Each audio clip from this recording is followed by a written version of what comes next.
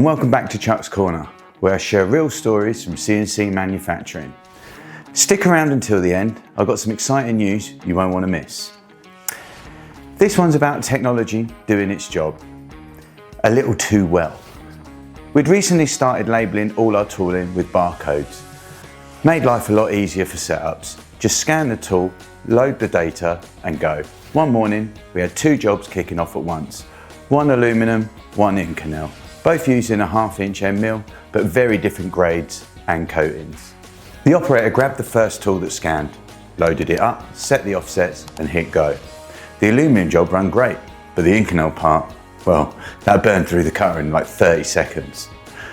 Turns out the barcode label had been duplicated by mistake. Same code, two very different cutters. The system thought it was pulling the right tool, but in reality, it was a mismatch between the material and the geometry. That's when MachiningCloud came to the rescue.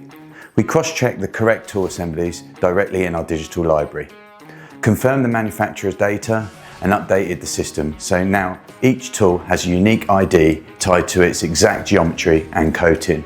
No more duplicates, no more confusion. Lesson learned.